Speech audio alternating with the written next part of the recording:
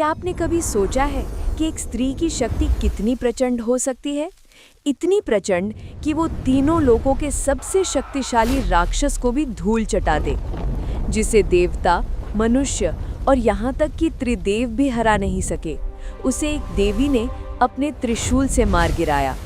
ये कहानी है महिषासुर मर्दिनी की, जहाँ अच्छाई और बुराई के बीच हुआ सबसे भयंकर युद्ध।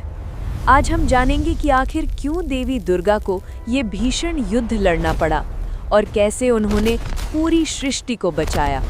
नमस्कार दोस्तों, आज की इस वीडियो में हम बात करने जा रहे हैं सनातन धर्म के सबसे रोमांचक और प्रेरणादायक युद्ध की।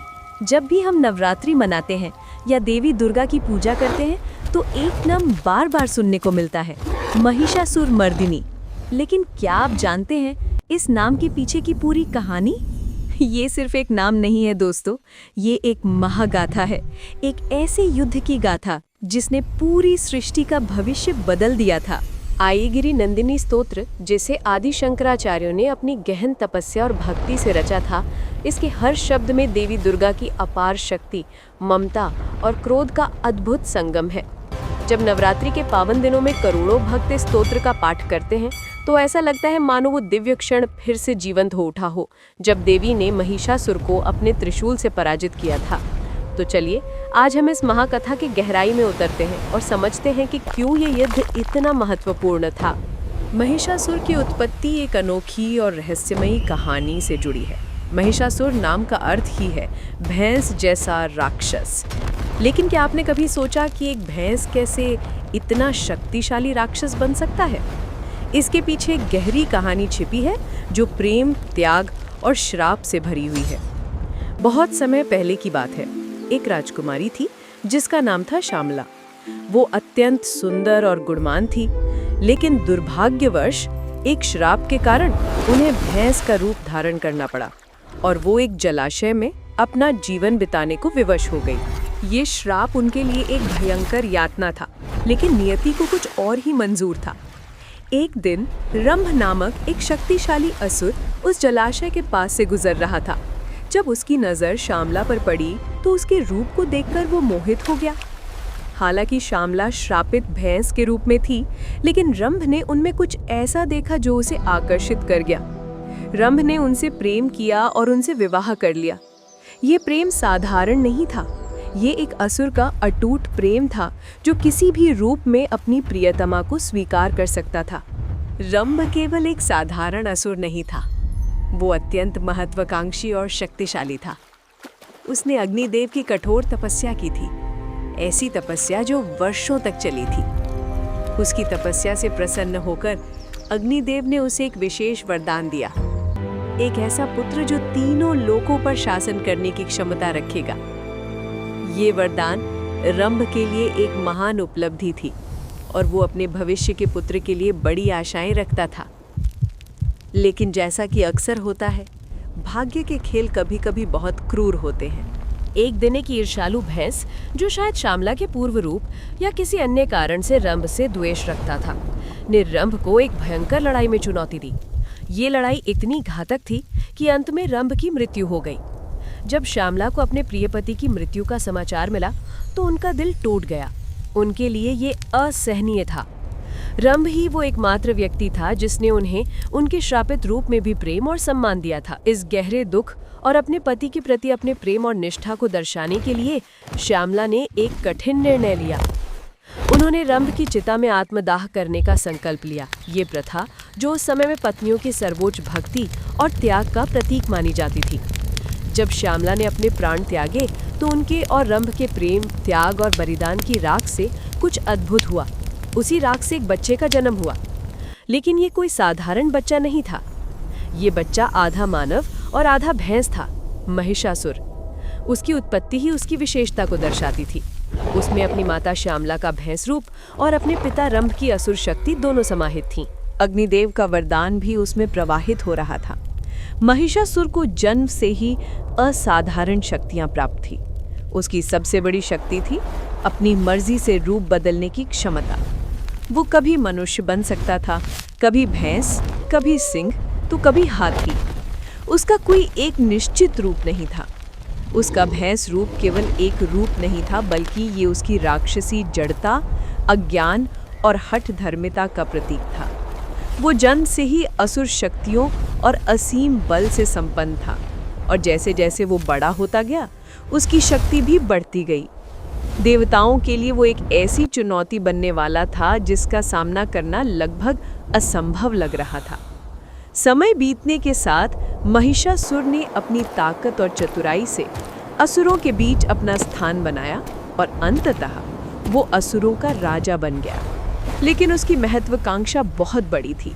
वो केवल असुरों पर शासन करने से संतुष्ट नहीं था। उसके मन में एक बड़ा सपना था। वो देवताओं को पराजित कर पूरी सृष्टि का सर्वोच्च शासक बनना चाहता था। ये महत्वाकांक्षा उसे दिन रात खाई जा रही थी। उसे पता था कि देवताओं को हराना आसान नहीं होगा, इसलिए उसने एक योजना बनाई। वो जानता था कि अगर उसे अजय बनना है तो उसे देवीय शक्तियों की आवश्यकता होगी। इसलिए उसने निर्णय लिया कि वो कठोर तपस्या करेगा और स्वयं सृष्टिकर्ता से वरदान प्राप्त करेगा। महिषासुर पहाड़ों की ऊंची चोटियों पर चला गया और वहां उसने भगवान ब्रह्मा की कठोर तपस्या शुरू की। उसकी तपस्या इतनी कठिन और दृढ़ थी कि पूरा ब्रह्मांड उसकी तपस्या की तीव्रता से कांप उठा। वर्षों तक उसने बिना खाए पिए, बिना सोए, केवल ब्रह्मा जी के ध्यान में लीन रहकर तपस्या की। आखिरकार उसकी तपस्या से प्रसन्न होकर भगवान ब्रह्मा उसके सामने प्रकट हुए। ब्रह्मा जी ने कहा, मैं तुम्हारी तपस्या से प्रसन्न हूँ, मांगो, तुम्हें क्या चाहिए। महिषासुर ने तुरंत कहा, हे सृष्टिकर्ता, मुझे अमरता का वरदान दीजिए, मैं कभी मरना नहीं चाहता। ब्रह्मा जी ने धीरे से मुस्कुराते हुए कहा, यह संभव नहीं है। ब्रह्मांड के नियमों के अनुसार जो जन्म लेता है उसकी मृत्यु निश्चित है। अमरता का वरदान। महिषासुर ने एक पल सोचा। वो चतुर था और उसने तुरंत एक दूसरा रास्ता खोज लिया। उसने कहा, यदि अमरता संभव नहीं है तो मुझे ऐसा वरदान दीजिए कि मेरी मृत्यु किसी पुरुष के हाथों ना हो सके। ना कोई मनुष्य मुझे मार सके, ना कोई देवता, और ना ही त्रिदेव ब्रह्मा, विष्णु या महेश। अगर मुझे मरना ही है तो केवल किसी स्त्री के हाथों मरूं। ये कहते समय महिषासुर के चेहरे पर एक धूर्त मुस्कान थी। उसका तर्क बहुत चालाकी भरा था। उसने सोचा कि स्त्रियां शारीरिक रूप से कमजोर होती हैं और युद्ध कला में पारंगत नहीं होती। किसी स्त्री द्वारा मारे जाने की संभावना लगभग शून्य है और इस तरह वो वास्तव में अमर जैसा हो जाएगा। भगवान ब्रह्मा ने उसकी बात सुनी और कहा, तथास्तु, तुम्हारी मृत्यु केवल किसी स्त्री के हाथों ही होगी। कोई पुरुष, देवता या त्रिदेव तुम्हें नहीं मार सकेंगे। ये कहकर ब्रह्मा जी अंतर्धान हो गए। इस वरदान को पाकर महिषासुर की खुशी का ठिकाना न रहा। उसे लगा कि अब वो लगभग अमर है। उसके अंदर अहंकार और घमंड का समुद्र उमड़ पड़ा। वो खुद को सर्वशक्तिमान मानने लगा। उसने सोचा, अब कौन मुझे रोक सकता है। मैं तीनों लोकों का स्वामी बनूंगा। इस नए आत्मविश्वास और घमंड के साथ महिषासुर ने देवताओं पर आक्रमण करने की योजना बनाना शुरू कर दिया। उसकी रणनीति स्पष्ट थी। पहले स्वर्ग पर कब्जा करो, देवताओं को उनकी शक्ति से वंचित करो और फिर तीनों लोकों में आतंक फैलाकर खुद को सर्वोच्च शासक घोषित करो। उसने अपनी असुर सेना को एकत्रित किया, जो हजारों शक्तिशाली योद्धाओं से बनी थी। उसके पास भयंकर हथियार थे और उसकी सेना का मनोबल बहुत ऊंचा था। फिर वो दिन आया जब महिषासुर ने स्वर्ग पर आक्रमण कर दिया। ये कोई साधारण युद्ध नहीं था, ये एक भीषण संग्राम था। देवताओं ने पूरी ताकत से लड़ने की कोशिश की। देवराज इंद्र ने अपने वज्र से प्रहार किए। अन्य देवताओं ने अपने अपने दिव्य अस्त्रों का उपयोग किया, लेकिन महिषासुर का वरदान बहुत शक्तिशाली था।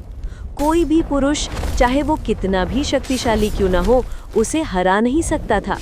देवता एक एक करके पराजित होते गए। महिषासुर की शक्ति अपराजेय लग रही थी। उसकी सेना ने स्वर्ग के द्वारों को तोड़ दिया और देवताओं को भागने पर मजबूर कर दिया। अंततः महिषासुर ने स्वर्ग पर कब्जा कर लिया और वहां अपना अधिकार स्थापित कर दिया। उसने देवताओं को स्वर्ग से बाहर निकाल दिया और खुद स्वर्ग के सिंहासन पर बैठ गया। ये देवताओं के लिए सबसे अपमानजनक और भयावह क्षण था। देवता अब बेघर थे, असहाय थे। उनके पास अपनी शक्तियां तो थीं, लेकिन ब्रह्मा जी के वरदान के कारण वे महिषासुर को हरा नहीं सकते थे। वे अत्यंत चिंतित और निराश हो गए। पूरी सृष्टि संकट में थी। महिषासुर का आतंक केवल स्वर्ग तक सीमित नहीं रहा, उसने पृथ्वी पर भी अपने असुरों को भेजा जो निर्दोष लोगों को सताने लगे। धर्म और न्याय खतरे में थे। ऐसी विकट परिस्थिति में देवताओं ने निर्णय लिया कि वे त्रिदेव ब्रह्मा, विष्णु और महेश के पास जाएंगे और उनसे सहायता मांगेंगे। सभी देवता एक साथ त्रिदेव के पास पहुंचे और उन्हें पूरी स्थिति के बारे में बताया। उन्होंने कहा, हे त्रिदेव, महिषासुर ने स्वर्ग पर कब्जा कर लिया है और वह पूरी सृष्टि में अत्याचार कर रहा है। हमने उसे हराने की बहुत कोशिश की, लेकिन ब्रह्मा जी के वरदान के कारण हम उसे पराजित नहीं कर सकते। कृपया हमारी सहायता करें। त्रिदेव ने गंभीरता से स्थिति का आकलन किया। वे समझ गए कि ये एक असाधारण परिस्थिति है।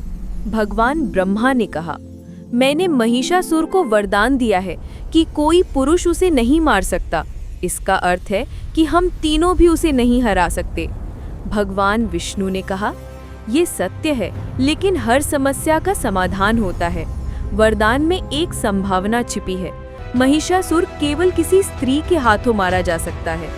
भगवान शिव ने कहा, तो हमें ऐसी शक्ति को प्रकट करना होगा जो स्त्री रूप में हो, लेकिन जिसमें संपूर्ण ब्रह्मांड की शक्ति समाहित हो। हमें आदि शक्ति का आवाहन करना होगा। त्रिदेव इस बात पर सहमत हुए कि केवल आदि शक्ति ही महिषासुर का संहार कर सकती है। तब एक अद्भुत घटना घटी। त्रिदेव और सभी देवताओं ने अपनी अपनी शक्तियों का संचार करना शुरू किया।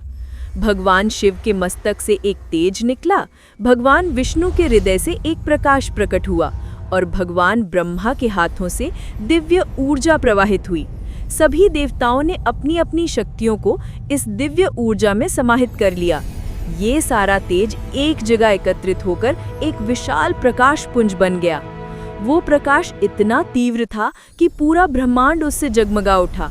धीरे धीरे उस प्रकाश से एक दिव्य स्त्री का स्वरूप प्रकट हुआ। उनका रूप इतना भव्य, इतना अलौकिक और इतना तेजस्वी था कि एक पल के लिए पूरा ब्रह्मांड थम सा गया। सभी देवता आश्चर्य और श्रद्धा से उस दिव्य स्वरूप को देख रहे थे।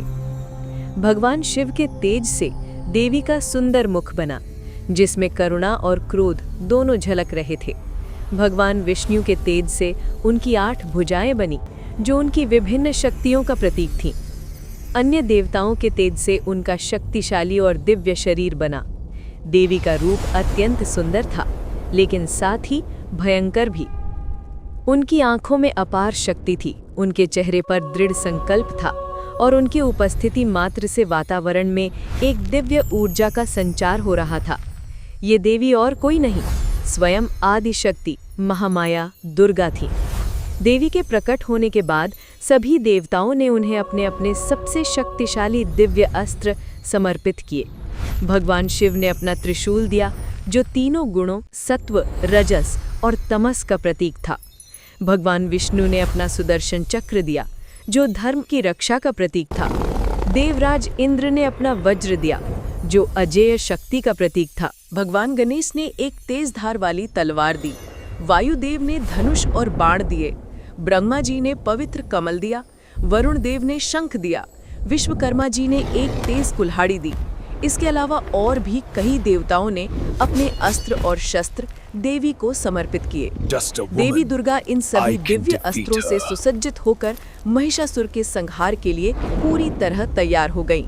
उनकी 8 भुजाओं में विभिन्न अस्त्र शोभायमान थे। वे एक सिंह पर सवार थीं, जो शक्ति और साहस का प्रतीक था। फिर वो महान दिन आया जब देवी दुर्गा महिषासुर के सामने युद्ध के लिए प्रकट हुई। जब महिषासुर ने पहली बार देवी दुर्गा को देखा तो वो उनकी सौंदर्य को देखकर अचंभित रह गया। उसने सोचा कि ये एक साधारण स्त्री है और उसे हराना आसान होगा, लेकिन जैसे ही युद्ध शुरू हुआ उसे अपनी गलती का एहसास होने लगा। देवी दुर्गा कोई साधारण स्त्री नहीं थी, वे संपूर्ण ब्रह्मांड की शक्ति का प्रतीक थीं। युद्ध शुरू हुआ और ये कोई साधारण युद्ध नहीं था, ये अच्छाई और बुराई के बीच का अंतिम संघर्ष था। ये युद्ध लगातार 9 दिनों तक चला और हर दिन अधिक भयंकर होता गया। पहले दिन महिषासुर ने अपनी पूरी सेना को देवी दुर्गा के खिलाफ भेजा। हजारों असुर योद्धा हथियारों से लैस होकर देवी पर टूट पड़े, लेकिन देवी दुर्गा अकेली नहीं थी। उनके साथ उनकी शक्ति थी, उनका साहस था और सबसे बढ़कर धर्म का बल था। देवी ने अपने अस्त्रों से असुर सेना पर प्रहार करना शुरू किया। उनकी 8 भुजाओं से निकलने वाले दिव्य अस्त्र ऐसे चमक रहे थे मानो हजारों बिजलियां एक साथ गिर रही हों।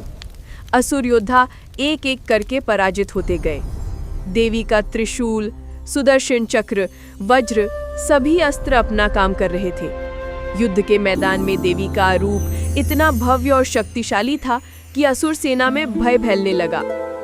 दूसरे और तीसरे दिन महिषासुर ने अपने सबसे शक्तिशाली सेनापतियों को युद्ध में उतारा।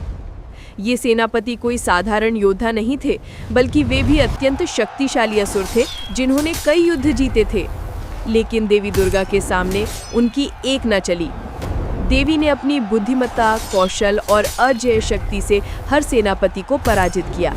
जब एक के बाद एक उसके सेनापति मारे जा रहे थे, तो महिषासुर को समझ आने लगा कि ये कोई साधारण स्त्री नहीं है, ये तो साक्षात आदि शक्ति है।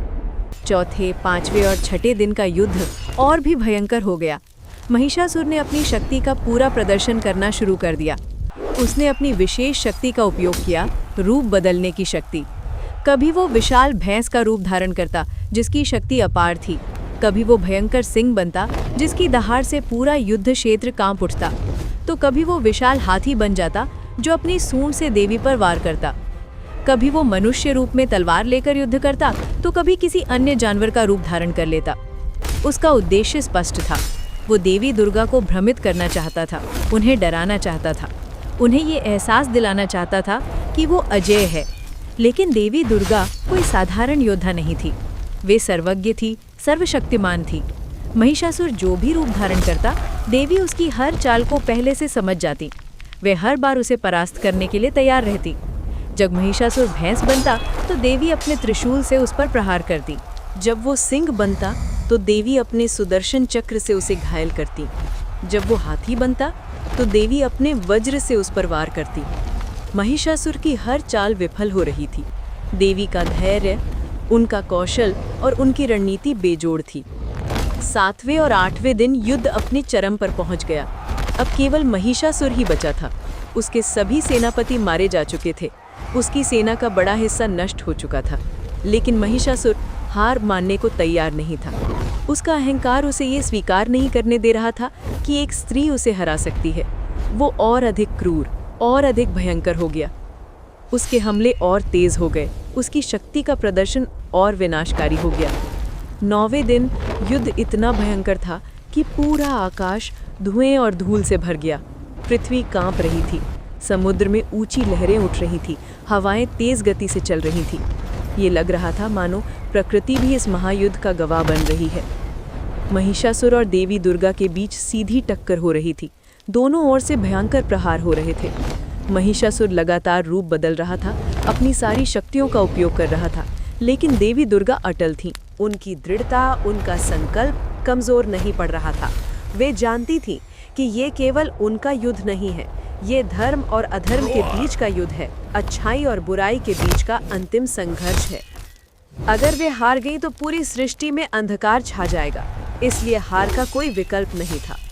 फिर आया 10वां दिन, जिसे विजयादशमी के नाम से जाना जाता है। ये निर्णायक दिन था। सूर्योदय के साथ ही युद्ध शुरू हो गया। महिषासुर जानता था कि ये उसका आखिरी मौका है। उसने अपना सबसे शक्तिशाली रूप धारण किया, एक विशाल भैंस का रूप जो पहाड़ जितना बड़ा था। उसके सींग तलवारों से भी तेज थे। उसकी आंखें आग की तरह जल रही थीं। उसकी सांसों से धुआं निकल रहा था। वो गर्जना करता हुआ देवी की ओर दौड़ा। उसकी गर्जना इतनी भयंकर थी कि पूरा ब्रह्मांड कांप उठा।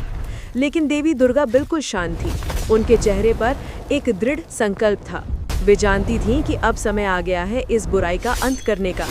जैसे ही महिषासुर उनके पास पहुंचा, देवी ने अपने सींग को आदेश दिया और स्वयं उछलकर महिषासुर की पीठ पर चढ़ गई। महिषासुर ने उन्हें गिराने की बहुत कोशिश की। उसने जोर से हिलना शुरू किया। वो इधर उधर दौड़ने लगा, लेकिन देवी उस पर मजबूती से बैठी रही। फिर एक निर्णायक क्षण आया। देवी दुर्गा ने भगवान शिव के त्रिशूल को उठाया, जो तीनों लोकों में सबसे शक्तिशाली अस्त्र था। उन्होंने पूरी शक्ति के साथ वो त्रिशूल महिषासुर की छाती में उतार दिया। त्रिशूल सीधे महिषासुर के हृदय को भेदता हुआ निकल गया। महिषासुर ने एक भयंकर चीख मारी, जो पूरे ब्रह्मांड में गूंज गई। लेकिन अभी युद्ध खत्म नहीं हुआ था। महिषासुर अभी भी जीवित था, वो अपने वरदान की शक्ति से लड़ रहा था। तभी देवी ने अपना सुदर्शन चक्र उठाया और एक तेज गति से उसे फेंका। सुदर्शन चक्र ने हवा में घूमते हुए महिषासुर का सिर धड़ से अलग कर दिया। महिषासुर का विशाल शरीर जमीन पर गिर पड़ा। एक लंबा भयंकर युद्ध अंततः समाप्त हुआ। अच्छाई ने बुराई पर विजय प्राप्त की, धर्म ने अधर्म को पराजित किया। जैसे ही महिषासुर की मृत्यु हुई, पूरा ब्रह्मांड आनंद से भर गया। स्वर्ग में देवताओं ने जयकारे लगाए, पृथ्वी पर फूलों की वर्षा होने लगी, आकाश साफ हो गया, सूर्य की किरणें और चमकदार हो गईं। ये विजय केवल महिषासुर के विनाश तक सीमित नहीं थी, बल्कि ये नारी शक्ति की, धर्म की और सत्य की विजय थी। देवी दुर्गा ने ये साबित कर दिया कि शक्ति का कोई लिंग नहीं होता। एक स्त्री में भी उतनी ही शक्ति होती है, बल्कि कई बार उससे भी अधिक, जितनी किसी पुरुष में हो सकती है। महिषासुर ने स्त्रियों को कमजोर समझा था और यही उसकी सबसे बड़ी गलती थी। देवी दुर्गा ने अपनी अपार शक्ति, अपनी बुद्धिमता और अपने साहस से तीनों लोकों को बचा लिया। इस महान विजय के बाद उन्हें महिषासुर मर्दिनी कहा जाने लगा, जिसका अर्थ है महिषासुर का संहार करने वाली। लेकिन कहानी यहाँ खत्म नहीं होती। युद्ध के बाद जो हुआ वो भी उतना ही महत्वपूर्ण है। जब महिषासुर का वध हो गया तो देवी दुर्गा अभी भी अपने रौद्र रूप में थी। युद्ध की तीव्रता, महिषासुर के साथ 9 दिनों का संघर्ष और इतनी शक्ति का प्रदर्शन, इन सब ने देवी को एक भयंकर अवस्था में ला दिया था। उनके नेत्र क्रोध से लाल थे, उनके चेहरे पर विजय की मुस्कान तो थी, लेकिन साथ ही संघर्ष के दर्द की छाया भी थी। उनकी अपार शक्ति से पूरा ब्रह्मांड कांप रहा था। देवी का ये रूप इतना प्रचंड था कि देवता भी भयभीत हो गए। उन्हें लगा कि अगर देवी इसी रूप में रहीं तो ये ऊर्जा पूरे ब्रह्मांड को प्रभावित कर सकती है। देवताओं ने तुरंत एक निर्णय लिया। उन्होंने देवी को शांत करने के लिए स्तुति करने का संकल्प किया। ये वही स्तुति थी जिसे आई गिरी नंदिनी स्तोत्र के नाम से जाना जाता है। ये स्तोत्र बाद में महान आदि शंकराचार्य ने अपनी गहन तपस्या और भक्ति से और विस्तृत रूप में रचा। देवताओं ने एक स्वर में देवी की स्तुति करना शुरू किया। उन्होंने देवी की वीरता का, उनके साहस का, उनकी शक्ति का और उनकी करुणा का गुणगान किया। उन्होंने गाया कि कैसे देवी ने न केवल महिषासुर का वध किया, बल्कि पूरी सृष्टि को बचाया। उन्होंने देवी को माता के रूप में स्तुति की, क्योंकि एक माता ही अपने बच्चों की रक्षा के लिए इतनी प्रचंड हो सकती है। स्तुति के शब्द इतने भावपूर्ण थे, इतने श्रद्धापूर्ण थे कि धीरे धीरे देवी दुर्गा के चेहरे पर शांति लौटने लगी। उनका क्रोध कम होने लगा, उनकी ऊर्जा संतुलित होने लगी। उन्होंने अपने अस्त्र नीचे रख दिए और एक करुणामय मुस्कान के साथ देवताओं को आशीर्वाद दिया। देवी ने कहा, मैं आप सबकी भक्ति से प्रसन्न हूँ। जब भी सृष्टि पर संकट आएगा, जब भी अधर्म का बोलबाला होगा, तब मैं फिर से प्रकट होंगी। मेरा ये रूप सभी स्त्रियों में विद्यमान है। हर स्त्री में वो शक्ति है जो अन्याय के खिलाफ खड़ी हो सके, अधर्म को नष्ट कर सके। आप सब इस बात को याद रखें और स्त्री शक्ति का सम्मान करें। ये कहकर देवी ने देवताओं को पुनः स्वर्ग का अधिकार दे दिया। स्वर्ग में फिर से धर्म और न्याय की स्थापना हो गई। पृथ्वी पर भी शांति लौट आई। लोगों ने राहत की सांस ली। महिषासुर के आतंक से मुक्ति मिल गई थी। इस महायुद्ध ने न केवल धरती पर, बल्कि देवताओं के दिलों में भी एक नई समझ पैदा की। उन्होंने देखा कि शक्ति केवल भौतिक बल में नहीं होती, बल्कि संकल्प, साहस और धर्म के पालन में होती है। आज भी जब हम दुर्गा पूजा मनाते हैं, जब हम नवरात्रि का पर्व मनाते हैं, तो हम उसी ऐतिहासिक क्षण को याद करते हैं। नवरात्रि के 9 दिन उन 9 दिनों का प्रतीक है जब देवी दुर्गा ने महिषासुर के खिलाफ युद्ध किया था। पहले दिन हम देवी के शैलपुत्री रूप की पूजा करते हैं, जो पर्वतराज हिमालय की पुत्री के रूप में जन्मी थी। दूसरे दिन ब्रह्मचारिणी रूप की पूजा करते हैं, जो तपस्या और संयम का प्रतीक है। तीसरे दिन चंद्र घंटा रूप की पूजा होती है, जो वीरता और साहस का प्रतीक है। चौथे दिन कूष्मांडा रूप की पूजा होती है, जो सृष्टि की रचना करने वाली शक्ति का प्रतीक है। पांचवें दिन स्कंद माता रूप की पूजा होती है, जो ममता और स्नेह का प्रतीक है। छठे दिन कात्यायनी रूप की पूजा होती है, जो युद्ध कौशल और शक्ति का प्रतीक है। सातवें दिन काल रात्रि रूप की पूजा होती है, जो भयंकर और विनाशकारी शक्ति का प्रतीक है। आठवें दिन महागौरी रूप की पूजा होती है, जो शांति और करुणा का प्रतीक है। और नौवें दिन सिद्धिदात्री रूप की पूजा होती है, जो सभी सिद्धियों को प्रदान करने वाली शक्ति का प्रतीक है। और फिर आता है 10वां दिन, विजयादशमी या दशहरा। ये वो दिन है जब देवी दुर्गा ने महिषासुर का अंतिम रूप से वध किया था। इस दिन को विजय के रूप में मनाया जाता है। ये केवल एक त्योहार नहीं है, बल्कि ये एक संदेश है। बुराई चाहे कितनी भी शक्तिशाली क्यों ना हो, अच्छाई अंततः विजय होती है। अधर्म चाहे कितना भी प्रबल हो, धर्म उसे हरा देता है। अन्याय चाहे कितना भी फैल जाए, न्याय की जीत निश्चित है। महिषासुर की कहानी हमें यह भी सिखाती है कि अहंकार कितना खतरनाक हो सकता है। महिषासुर के पास अपार शक्ति थी, उसके पास एक विशेष वरदान था, लेकिन उसका अहंकार ही उसके पतन का कारण बना। उसने सोचा कि वो अजय है, उसने स्त्री शक्ति को कमतर आंका, और यही उसकी सबसे बड़ी भूल थी। ये कहानी हमें सिखाती है कि किसी को भी कमजोर नहीं समझना चाहिए, खासकर स्त्रियों को। देवी दुर्गा की ये कथा नारी शक्ति का सबसे महान उदाहरण है। ये बताती है कि स्त्री में वो सब शक्ति है जो इस संसार को बचा सकती है। वो माता है तो योद्धा भी है, वो करुणामयी है तो प्रचंड भी हो सकती है, वो जीवन दे सकती है तो आवश्यकता पड़ने पर जीवन ले भी सकती है। ये संतुलन, ये द्वैत, यही नारी शक्ति की असली पहचान है। आज के समय में जब हम महिला सशक्तिकरण की बात करते हैं तो हमें याद रखना चाहिए कि ये कोई नई अवधारणा नहीं है। हमारे धर्म ग्रंथों में, हमारी पौराणिक कथाओं में ये संदेश हजारों साल पहले से दिया गया है। महिषासुर मर्दिनी की कथा ये भी सिखाती है कि एकता में शक्ति है। जब सभी देवताओं ने अपनी अपनी शक्तियों को मिलाया, तभी देवी दुर्गा का प्रकट होना संभव हुआ।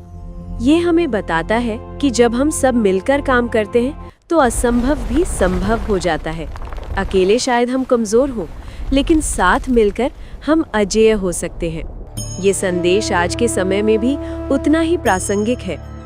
इस कहानी का एक और महत्वपूर्ण पहलू ये है कि देवी ने केवल महिषासुर का वध नहीं किया, बल्कि उन्होंने पूरी सृष्टि को बचाया। ये हमें सिखाता है कि जब हम किसी बुराई के खिलाफ लड़ते हैं तो हम केवल अपने लिए नहीं लड़ते, बल्कि पूरे समाज के लिए, पूरी मानवता के लिए लड़ते हैं। हर अच्छा कर्म, हर न्यायपूर्ण संघर्ष पूरे समाज को प्रभावित करता है। ऐगिरी नंदिनी स्तोत्र, जो इस पूरी कथा का सार है, आज भी लाखों भक्तों द्वारा गाया जाता है।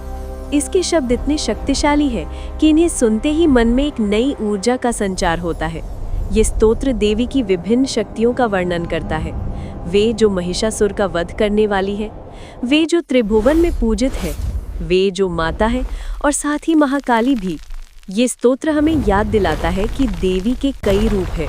वे दुर्गा है, काली है, लक्ष्मी है, सरस्वती है। हर रूप एक अलग शक्ति का प्रतीक है, लेकिन सभी रूपों का स्रोत एक ही है, आदि शक्ति। तो दोस्तों, ये थी महिषासुर मर्दिनी की पूरी कहानी। ये केवल एक पौराणिक कथा नहीं है, बल्कि ये हमारे जीवन के लिए कई महत्वपूर्ण संदेश देती है। पहला संदेश है कि बुराई चाहे कितनी भी शक्तिशाली क्यों ना हो, अच्छाई हमेशा जीतती है। दूसरा संदेश है कि स्त्री शक्ति अपार है और हमें इसका सम्मान करना चाहिए। तीसरा संदेश है कि अहंकार हमेशा पतन का कारण बनता है। चौथा संदेश है कि एकता में बहुत शक्ति होती है। और पांचवा संदेश है कि धर्म और न्याय के लिए लड़ना हमेशा सही है, चाहे कितनी भी कठिनाइयां क्यों ना आए। इस नवरात्रि में जब आप देवी दुर्गा की पूजा करें तो इस कहानी को याद रखें कि देवी ने किस तरह साहस, संकल्प और शक्ति से पूरी सृष्टि को बचाया। अपने जीवन में भी इन गुणों को अपनाएं।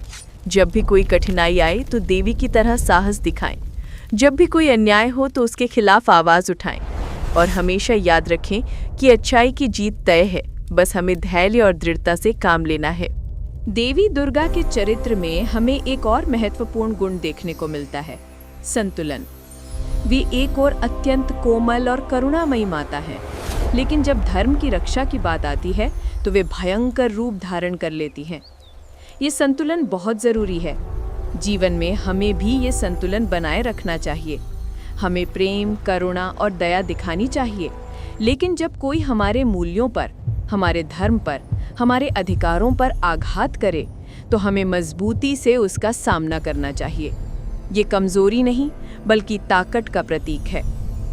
महिषासुर के वध के बाद जो घटना हुई वो भी हमें एक महत्वपूर्ण सबक देती है। देवी का क्रोध इतना प्रचंड था कि स्वयं देवता भी भयभीत हो गए थे, लेकिन जब देवताओं ने प्रेम और श्रद्धा से स्तुति की तो देवी शांत हो गईं। ये हमें बताता है कि क्रोध कितना भी जायज़ क्यों ना हो, उसे नियंत्रित करना ज़रूरी है।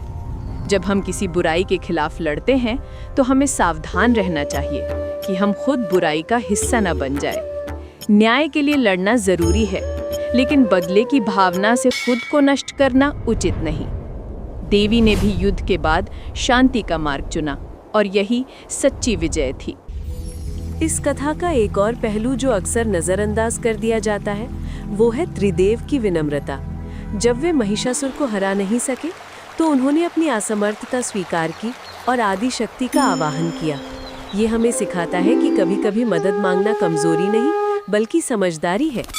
हर समस्या का समाधान हमारे पास नहीं होता और यह स्वीकार करना कि हमें सहायता की जरूरत है एक परिपक्व व्यक्तित्व की निशानी है। त्रिदेव ने अपने अहंकार को त्याग कर देवी की शरण ली और इसी से समस्या का समाधान हुआ। नवरात्रि का पर्व केवल पूजा अर्चना तक सीमित नहीं है। ये 9 दिन हमें आत्मचिंतन का अवसर देते हैं। हर दिन देवी के एक अलग रूप की पूजा करते हुए हम अपने भीतर भी उन गुणों को विकसित कर सकते हैं। शैलपुत्री रूप हमें स्थिरता सिखाता है, ब्रह्मचारिणी हमें तपस्या और संयम सिखाती है, चंद्रघंटा हमें साहस देती है, कूष्मांडा सृजनात्मकता का प्रतीक है, स्कंद माता ममता सिखाती है, कात्यायनी युद्ध कौशल देती है, काल रात्रि भय को नष्ट करने की शक्ति देती है, महागौरी शुद्धता का प्रतीक है और सिद्धिदात्री सभी सिद्धियों को प्रदान करती है। अगर हम सच्चे मन से इन 9 दिनों का पालन करें और इन गुणों को अपने जीवन में उतारें तो हम भी अपने भीतर की शक्ति को जागृत कर सकते हैं। विजयादशमी का दिन हमें याद दिलाता है कि हर संघर्ष का एक अंत होता है और अगर हम धर्म के मार्ग पर चलें तो विजय निश्चित है। इस दिन लोग नए काम शुरू करते हैं, नई योजनाएं बनाते हैं, क्योंकि ये दिन शुभ और विजय का प्रतीक है। ये परंपरा हमें सिखाती है कि अपने जीवन में भी हमें निरंतर नई शुरुआत करनी चाहिए, पुरानी बुराइयों को त्यागना चाहिए और अच्छाई के मार्ग पर चलना चाहिए। महिषासुर मर्दिनी की कथा आज भी उतनी ही प्रासंगिक है जितनी हजारों साल पहले थी। आज भी हमारे समाज में अन्याय है, भ्रष्टाचार है, अत्याचार है। ये सब आधुनिक समय के महिषासुर हैं और इन सब के खिलाफ लड़ने के लिए हमें देवी दुर्गा की तरह साहसी बनना होगा। हर व्यक्ति को अपने भीतर की शक्ति को पहचानना होगा और बुराई के खिलाफ खड़ा होना होगा, चाहे वो व्यक्ति स्त्री हो या पुरुष। हर किसी में वो दैवी शक्ति है जो अन्याय को समाप्त कर सकती है। बस ज़रूरत है उस शक्ति को जागृत करने की, उस साहस को पहचानने की। देवी दुर्गा की कहानी हमें ये भी बताती है कि रूप से धोखा नहीं खाना चाहिए। महिषासुर ने देवी को देखकर सोचा कि ये एक साधारण स्त्री है, लेकिन उसकी ये सोच ही उसकी हार का कारण बनी। आज के समय में भी हम अक्सर लोगों को उनके बाहरी रूप से आंकते हैं। कोई शांत दिखता है तो हम उसे कमज़ोर समझ लेते हैं, कोई विनम्र है तो हम उसे नादान समझ लेते हैं। लेकिन ये भूल है। हर व्यक्ति के भीतर अपार शक्ति छिपी होती है और सही समय आने पर वो शक्ति प्रकट होती है। इसलिए हमें किसी को भी कम नहीं आंकना चाहिए। इस कथा से हमें ये सीख भी मिलती है कि वरदान या शक्ति पाने के लिए तपस्या जरूरी है, लेकिन उससे भी जरूरी है उस शक्ति का सदुपयोग। महिषासुर ने कठोर तपस्या की और वरदान पाया, लेकिन उसने उसका दुरुपयोग किया। देवी दुर्गा भी तपस्या और शक्ति से पूर्ण थीं, लेकिन उन्होंने अपनी शक्ति का उपयोग धर्म की रक्षा के लिए किया। यही फर्क है एक असुर और एक देवता में। दोनों के पास शक्ति हो सकती है, लेकिन उसका उपयोग कैसे किया जाता है यही उनकी असली पहचान बनता है। तो दोस्तों, मुझे उम्मीद है कि आपको महिषासुर मर्दिनी की ये विस्तृत कहानी पसंद आई होगी। ये कहानी सिर्फ सुनने और भूल जाने के लिए नहीं है, बल्कि इसमें जीवन के कई महत्वपूर्ण सबक छिपे हैं। मैं चाहूँगी कि आप इन संदेशों को अपने जीवन में उतारें। जब भी आप किसी कठिनाई का सामना करें तो देवी दुर्गा के साहस को याद करें। जब भी आप अन्याय देखें तो उसके खिलाफ आवाज़ उठाने का साहस दिखाएं और हमेशा याद रखें कि अच्छाई की जीत अवश्य होती है, भले ही समय लगे। अगर आपको ये वीडियो अच्छा लगा हो तो कृपया लाइक करना न भूलें और इस चैनल को सब्सक्राइब ज़रूर करें ताकि आप ऐसी और भी रोचक और प्रेरणादायक कहानियाँ सुनते रहें। इस वीडियो को अपने परिवार और दोस्तों के साथ ज़रूर शेयर करें, खासकर उन लोगों के साथ जो धार्मिक कथाओं में रुचि रखते हैं। कमेंट सेक्शन में मुझे ज़रूर बताएं कि देवी दुर्गा की इस कहानी से आपको क्या सीख मिली और आप अपने जीवन में इसे कैसे लागू करेंगे। मैं आपकी सभी कमेंट्स पढ़ता हूँ और उनका जवाब देने की कोशिश करता हूँ। इस नवरात्रि में जब आप देवी की पूजा करें तो ये कहानी याद रखें। आईगिरी नंदिनी स्तोत्र का पाठ करें और महसूस करें उस दिव्य ऊर्जा को जो देवी से निकलती है। देवी दुर्गा से प्रार्थना करें कि वह आपको भी वह शक्ति, साहस और संकल्प दें जिससे आप अपने जीवन की सभी बाधाओं को पार कर सकें। याद रखें, देवी केवल मूर्तियों में नहीं बल्कि हर स्त्री में, हर माता में, हर बहन में, हर बेटी में विराजमान है। उनका सम्मान करें, उन्हें सशक्त बनाएं, क्योंकि जब नारी शक्तिशाली होती है तो पूरा समाज शक्तिशाली होता है। अगली वीडियो में मैं आपके लिए एक और रोचक कथा लेकर आऊंगी। तब तक के लिए अपना और अपने परिवार का ख्याल रखें, धर्म के मार्ग पर चलें और अच्छाई का साथ दें। जय माँ दुर्गा, जय महिषासुरमर्दिनी, जय माँ आदिशक्ति। धन्यवाद।